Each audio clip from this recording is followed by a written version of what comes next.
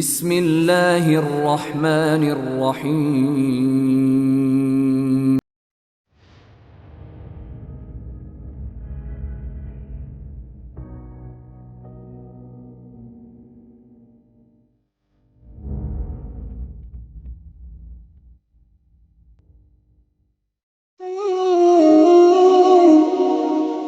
دائرہ اسلام میں داخل ہونے کے بعد حضرت خالد بن ولید رضی اللہ تعالیٰ عنہ کی پہلی جنگ میں شرکت کا واقعہ سید امیر احمد نقل کرتے ہیں۔ اس سے آپ کو معلوم ہوگا کہ اسلامی جرنیل کی وہ کون سی خصوصیات تھیں جن کے باعث خاتم المرسلین خاتم النبیین حضرت محمد مصطفیٰ صلی اللہ علیہ وآلہ وسلم نے انہیں سیف اللہ کا لقب عطا کیا۔ غزوہ موطا یہ پہلا غزوہ ہے کہ جس میں حضرت خالد بن ولید رضی اللہ تعالیٰ عنہ اسلام لانے کے بعد شریک ہوئے اور یہ غزوہ آپ ہی کے ہاتھوں فتح ہوا۔ شرجیل والی بصرہ کے پاس حضرت حارث رضی اللہ تعالیٰ عنہ بن عمیر کو خط دے کر روانہ کیا گیا تھا۔ دنیا بھر میں قاصد کی عزت اور جان کی حفاظت فرض سمجھی جاتی ہے، لیکن اپنی طاقت کے زوم میں شرجیل نے حضرت حارث رضی اللہ تعالیٰ عنہ کو نہایت بے دردی سے شہید کر دیا۔ جب رسول کریم صلی اللہ علیہ وآلہ وسلم کو اپنے قاصد کی شہادت کی خبر ملی تو آپ صلی اللہ علیہ وآلہ وسلم کو سخت صدمہ ہوا۔ کچھ عرصے تو آپ صلی اللہ علیہ وآلہ وسلم یہودیوں کی مخالفت دبانے میں مصروف رہے، لیکن جو ہی اس طرف سے اطمینان حاصل ہوا تو حضرت محمد مصطفیٰ صلی اللہ علیہ وآلہ وسلم نے 3000 مسلمانوں کا ایک لشکر حضرت حارث بن عمیر رضی اللہ تعالیٰ عنہ کا قصاص لینے کے لیے روانہ کیا۔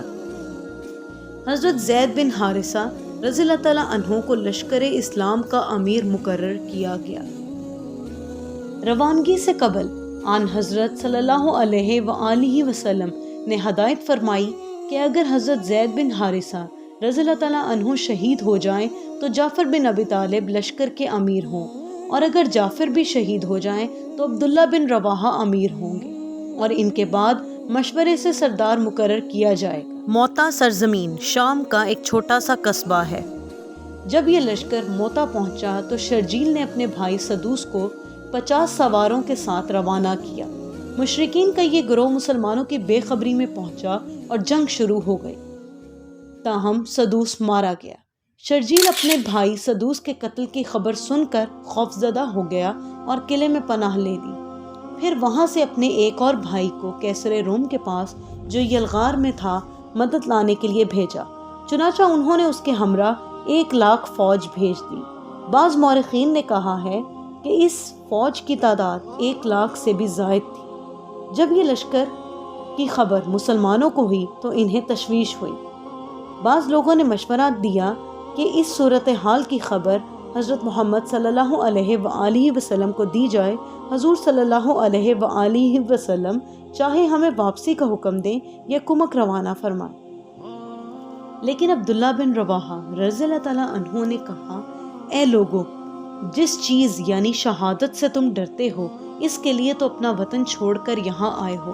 مسلمانوں کو کبھی لشکر کی کثرت نے فتح یاب نہیں کیا۔ بدر کی لڑائی میں ہم بہت کم تھے اور دشمن بہت زیادہ۔ ہمارے پاس بے سر و سامانی کی وجہ سے صرف محدود گھوڑے تھے، لیکن پھر بھی خدائے عز و جل نے کفار جو کہ ہر طرح کے ساز و سامان سے آراستہ تھے ہمیں کو فتح نصیب کی۔ اس وقت ہماری مہم کی تکمیل صرف 2 صورتوں میں ہو سکتی ہے، یا تو ہمیں فتح حاصل ہوگی اور ہمارا غازیان اسلام میں شمار ہوگا، یا شہادت نصیب ہوگی۔ تو اس صورت میں ہم جنت میں اپنے دوستوں سے ملاقات کریں گے، اور ہر صورت میں ہم خداوند تعالیٰ کی رضامندی حاصل کریں گے جو ہماری زندگی کا مقصد اعلیٰ ہے۔ صحابہ کرام رضی اللہ تعالیٰ عنہ نے حضرت عبداللہ بن رواحہ رضی اللہ تعالیٰ عنہ کی تائید کی، چنانچہ مومنین اور مشرکین کی صفیں مقابلے کے لیے آراستہ ہو گئیں۔ حضرت زید رضی اللہ تعالیٰ عنہ مسلمانوں کی قیادت کرتے ہوئے شہید ہو گئے۔ آپ کی شہادت کے بعد حضرت جعفر بن ابی طالب رضی اللہ تعالیٰ عنہ نے اسلامی علم سنبھالا اور کفار سے لڑنے لگے۔ آپ کا گھوڑا زخمی ہو کر گر پڑا تو آپ پیادہ پا لڑے۔ اچانک ایک کافر کی شمشیر سے آپ کا دایاں بازو کٹ گیا تو آپ رضی اللہ تعالیٰ عنہ نے علم اسلام کو بائیں ہاتھ میں لے لیا۔ جب وہ بھی کٹ گیا تو آپ دونوں پیروں کے درمیان علم کو سنبھالا اور کٹے ہوئے بازوؤں کے سہارے اونچا رکھنے کی کوشش کی۔ اسی ثنا میں ایک کافر ملعون نے آپ کی کمر پر ایسی تلوار ماری کہ 2 ٹکڑے ہو گئے۔ آپ رضی اللہ تعالیٰ عنہ کی شہادت پر عبداللہ بن رواحہ رضی اللہ تعالیٰ عنہ نے جھپٹ کر علم اسلام کو اٹھا لیا اور کفار سے مقابلہ کرنے لگے، لیکن بہت سے کافروں کو جہنم رسید کر کے آپ رضی اللہ تعالیٰ عنہ بھی شہید ہو گئے۔ لڑائی کا عنوان ابتدا ہی سے کچھ بگڑا ہوا تھا۔ ان سرداروں کی شہید ہونے کے بعد کفار کی ہمت اور بڑھ گئی۔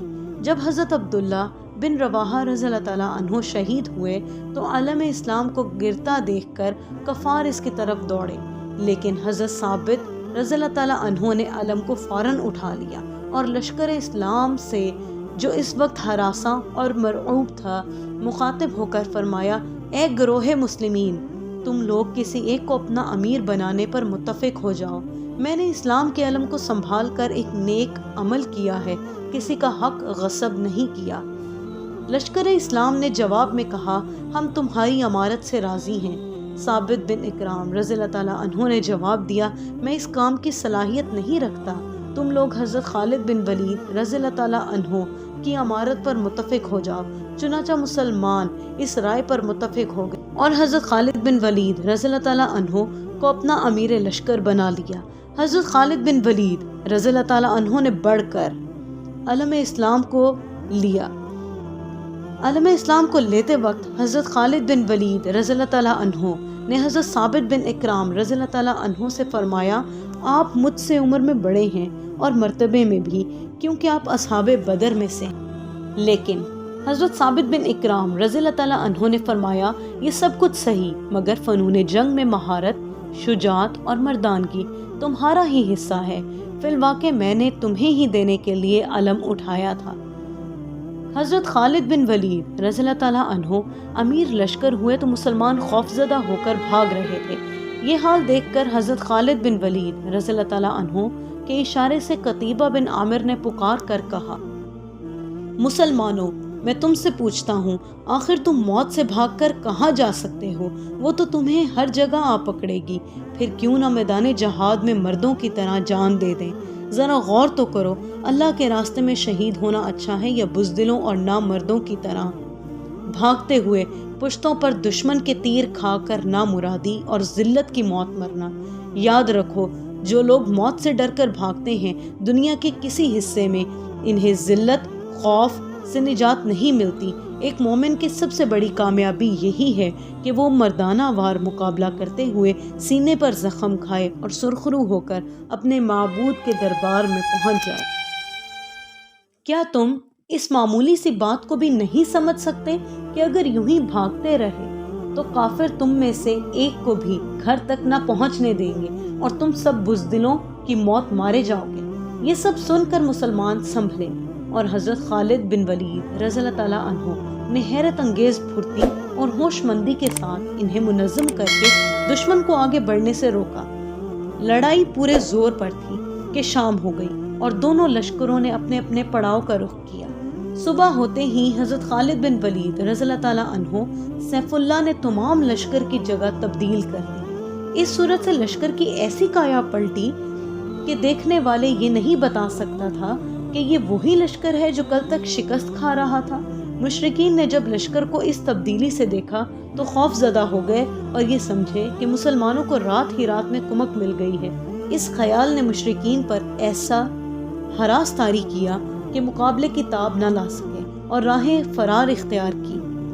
اس جنگ میں اللہ تعالیٰ نے مسلمانوں کو فتح یاب کیا اور مشرکین کو شکست دی۔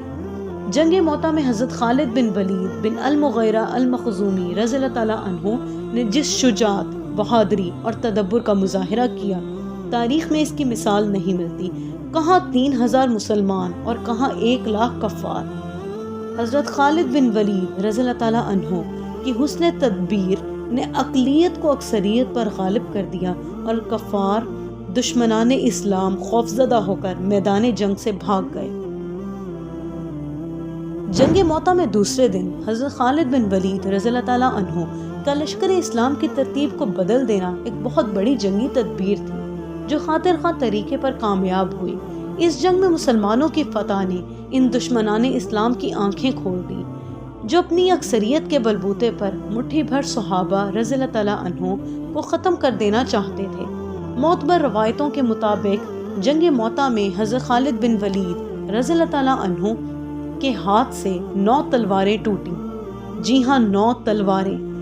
جنگ موتا سے فارغ ہونے کے بعد حضرت خالد بن ولید رضی اللہ تعالیٰ عنہ نے مدینہ منورہ کا رخ کیا اور راستے میں ان قلعے والوں کا محاصرہ کیا جنہوں نے جاتے وقت پریشان کیا تھا۔